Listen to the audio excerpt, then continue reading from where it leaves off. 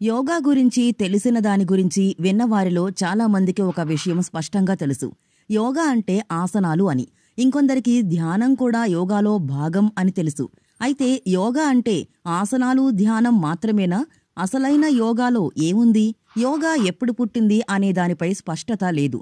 కాని ప్రాచీన భారతదేశంలో పతంజలి అనే మహర్షి యోగా సూత్రాల్ని క్రోడీకరించి 196 సూత్రాల్లో సంస్కృతంలో అందించారు. అంటే యోగాను కనిపెట్టింది పతంజలి అని కాదు, ఆయన దాన్ని స్థిరీకరించి యోగా సూత్రాలు రాశారు. ఈ గ్రంథంలో సమాధి, సాధన, విభూది, కైవల్య అనే 4 భాగాలుంటాయి. యోగచిత్త వృత్తి నిరోధః అని పతంజలి వర్ణించారు. అంటే మనసు పరిపరి విధాల పోకుండా ఆపగలిగేది యోగా అని అర్థం చెప్పుకోవచ్చు. ఆయన కాకుండా స్వాత్మారమ ముని వంటి చాలామంది ఈ ప్రక్రియ గురించి ఎంతో రాశారు, చెప్పారు. నిజానికి యోగా అంటే శారీరక వ్యాయామం మాత్రమే కాక శరీరం, మనసుతో పాటు చేసే ఆధ్యాత్మిక ప్రయాణానికి సంబంధించిన ఒక సాధనం. ప్రాచీన భారతదేశంలో వివిధ రూపాల్లో ఇది వెలసిల్లింది.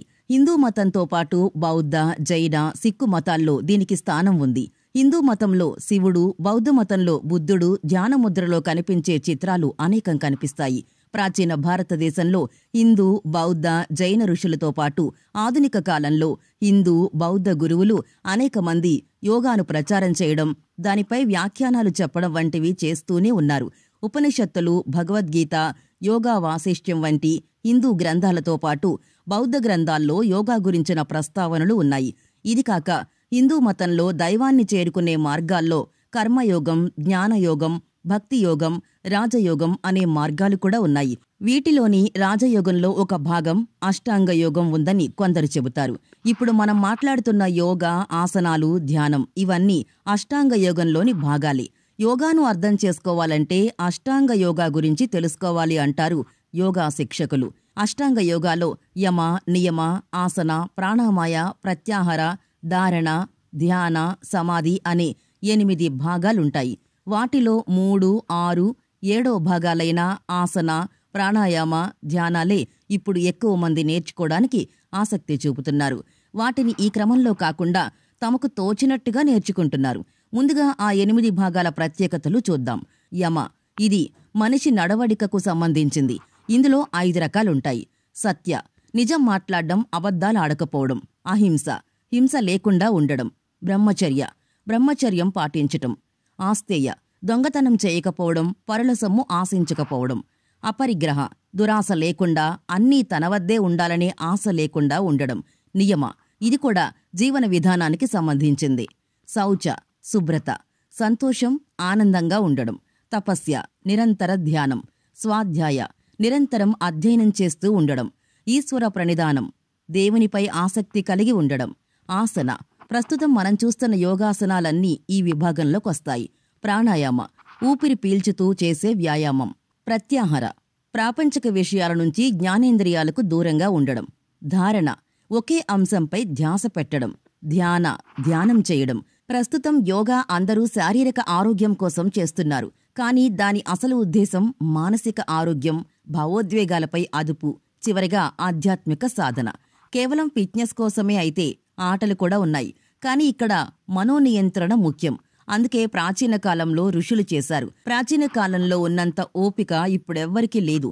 వేగవంతమైన జీవితంలో మానసిక, శారీరక సమస్యల పరిష్కారానికి యోగాను ఒక సాధనంగా చూస్తున్నారు ఇప్పటివారు. వాస్తవానికి ఇది ఒక మోక్ష మార్గం, జనన మరణ బంధాల నుంచి దూరం చేసే మార్గం. కానీ ఇప్పుడు శారీరక ఆరోగ్యం, మానసిక ప్రశాంతత కోసం మాత్రమే వాడుతున్నారు. ఇప్పటి పరిస్థితుల్లో యమ, నియమాలు ఆశించలేం. యోగా, ధ్యానం మాత్రమే ముఖ్యమయ్యాయి. ఇంగ్లీష్ వైద్యులు కూడా తమ దగ్గరకొచ్చే రోగులకు యోగా, ధ్యానాలు సూచించడంతో ఇలా వచ్చేవారి సంఖ్య పెరిగింది. వాస్తవానికి ఆసనం, ధ్యానం, ప్రాణాయామాలు వేర్వేరుగా నేర్పేవి కావు. ఒక మాటలో చెప్పాలంటే యోగా వలన ప్రాథమిక లాభాలు, అత్యున్నత లాభాలు 2 ఉంటాయి. ప్రస్తుత సమాజం ప్రాథమిక లాభాల కోసం చూస్తోంది. కొత్త కొత్త పేర్లతో యోగాలేంటి?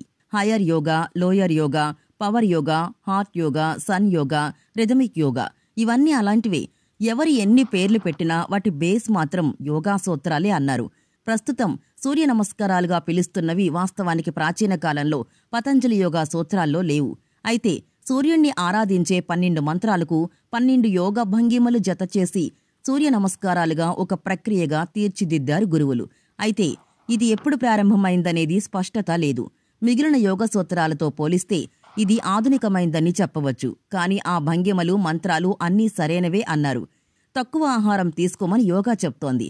కళ్ళు, చెవులు, నాలుక వీటికి నచ్చేవి ఎక్కువగా తీసుకోవడం కాదు, వాటిని అంటే ఇంద్రియాలను మనం జయించాలి. అప్పుడే మనసును జయిస్తాం. అప్పుడు ఆత్మ పరమాత్మను చేరుకుంటుంది. ఇదే యోగా లక్ష్యం.